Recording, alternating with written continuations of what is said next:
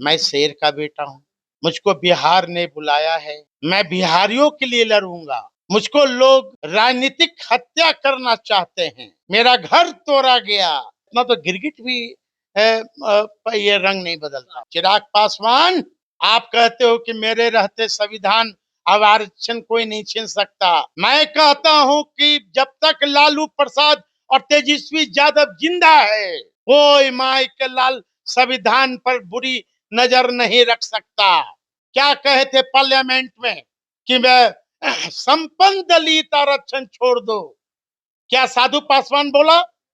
तेजस्वी जी ने बोला? जिस थाली में खाते हैं उस थाली में जीतनराम मांझी हो या चिराग हो, दोनों छेद करते हैं। यदि चिराग पासवान में इतना हिम्मत है, एक भी व्यक्ति के सामने लावे कि उससे जमीन तेजस्वी यादव ने लिखवाया है, नहीं तो जिस तरह इन पर आरोप लगा कि चिराग पासवान जिस तरह टिकट में धांधली किया, मैं नहीं आरोप लगाया। अरे ये सरकार से मिला हुआ है। जब कोई पासवान की हत्या होगा तो उस पर सवाल नहीं खड़ा करेंगे। जांच की बात कर रहे हैं। जांच क्या होता है जी? जांच क्या होता है?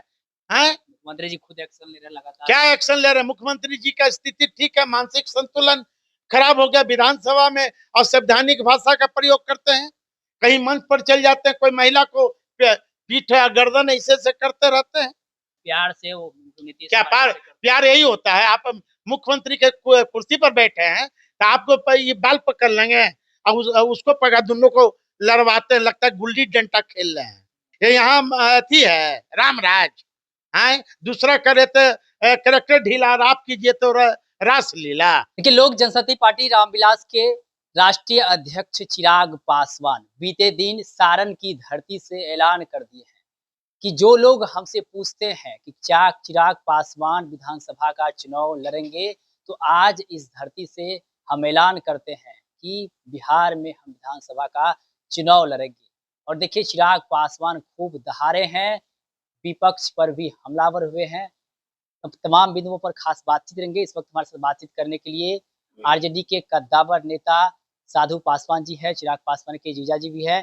क्या कहिएगा? चिराग पासवान तो अब ऐलान कर दिए हैं कि चुनाव लड़ेंगे बिहार। उनका जो बयान है,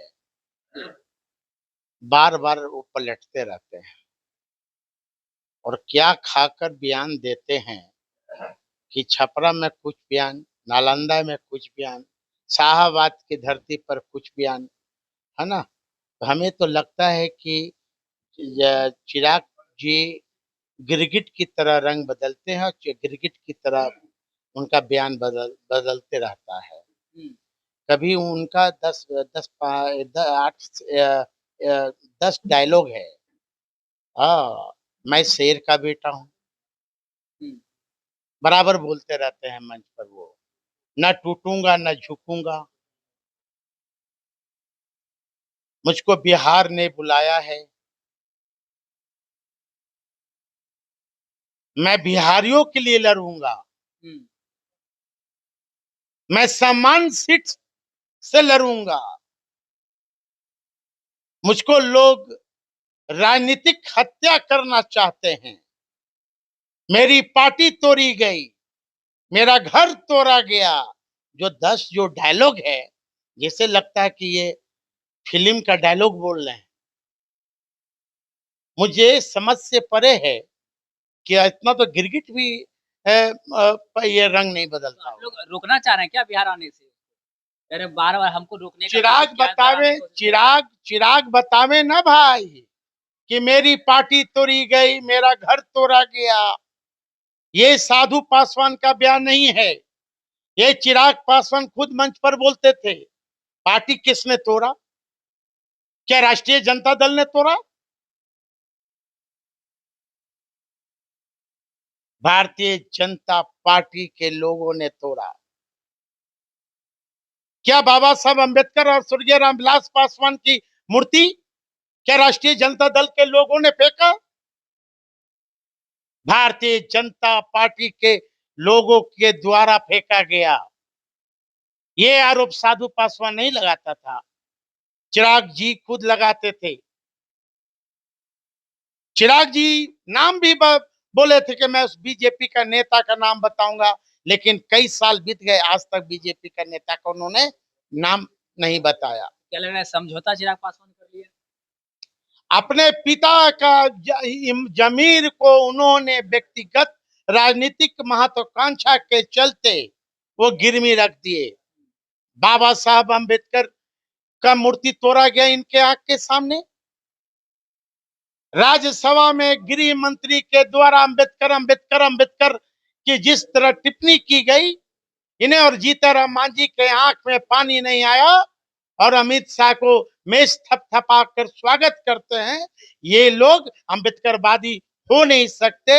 ये लोग बहुजनों का रक्षक नहीं बल्कि बहुजनों का दुश्मन है, भक्षक है। तो चिराग पासवान तो कहते हैं कि जब तक चिराग पासवान जिंदा है अम्बेडकर के लिखे हुए संविधान कोई बदल नहीं सकता है, कोई छेड़छाड़ नहीं होगा, आरक्षण कोई खत्म नहीं कर सकता है। मैं चिराग जी से पूछिए, चिराग पासवान, आप कहते हो कि मेरे रहते संविधान अब आरक्षण कोई नहीं छीन सकता। मैं कहता हूं कि जब तक लालू प्रसाद और तेजस्वी यादव जिंदा है, कोई माइकल लाल संविधान पर बुरी नजर नहीं रख सकता। चिराग पासवान अक्षत बांटने वाले के लोग साथ हैं। हमारा नेता तेजस्वी यादव कलम बांट रहे हैं। चिराग जी से पूछिए क्या कहे थे पार्लियामेंट में कि मैं संपन्न दलित आरक्षण छोड़ दो। क्या साधु पासवान बोला? तेजस्वी जी ने बोला? तब जिस थाली में खाते हैं उस थाली में जीतनराम मांझी हो या चिराग हो, दोनों छेद करते हैं। जीतनराम मांझी जी का क्या बयान आया कि मुझे रिजर्वेशन की जरूरत नहीं, और फिर रिजर्व सीट से लड़ते हैं और रिजर्व सीट से मंत्री बनते हैं। पूछिए। आप कलम बांटने की बात कर रहे हैं, चिराग पासवान कह रहे हैं कि तेजस्वी यादव जो कलम युवा के बीच बांट रहे हैं, जमीन नौकरी के बदले जो जमीन लिया गया, क्या उसी कलम से फिर से वो जमीन वापस देंगे? यदि चिराग पासवान में इतना हिम्मत है, एक भी व्यक्ति के सामने लावे कि उससे जमीन तेजस्वी यादव ने लिखवाया है, नहीं तो जिस तरह इन पर आरोप लगा, इनके सहयोगी दल के लोगों ने आरोप लगाया कि चिराग पासवान जिस तरह टिकट में धांधली किया, मैं नहीं आरोप लगाया, इनके खुद सहयोगी दल एक माननीय विधान पार्षद या विधायक है खगड़िया का, उन्होंने लगाया। इनके इनके एक रिश्तेदार, चिराग जी के रिश्तेदार पीके प्रशांत किशोर, जो इनके नजदीकी रिश्तेदार, ना नजदीकी रिश्तेदार हैं दोनों, उन्होंने आरोप लगाया कि चिराग जी के पार्टी के टिकट बिके हैं।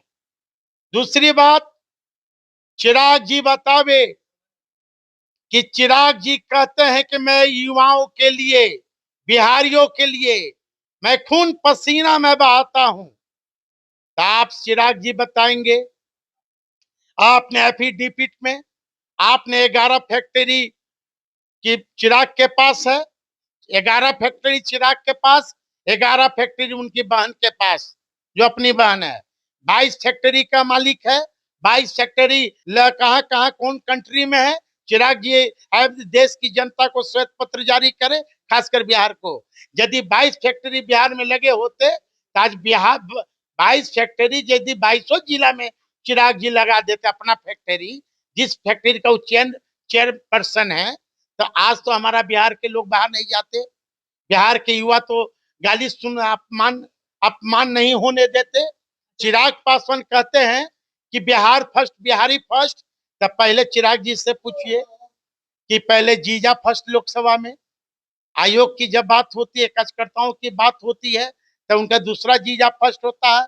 क्या उनके यहाँ पासवान दरी उठाने के लिए है जो कार्यकर्ता है? क्या उनके यहाँ पासवान की दानी उठाने के लिए है? क्या उनके यहाँ जो पासवान कार्यकर्ता है ये गेट खोलने के लिए है? चिराग पासवान कभी, मैं तो बिहार के बहुजन से अपील करूंगा आपके कैमरा से, चैनल के माध्यम से, हे बहुजन के साथियों, ये रक्षक नहीं है, ये तुम्हारा भक्षक है। दूध की रखवाली बिल्ली नहीं कर सकता है।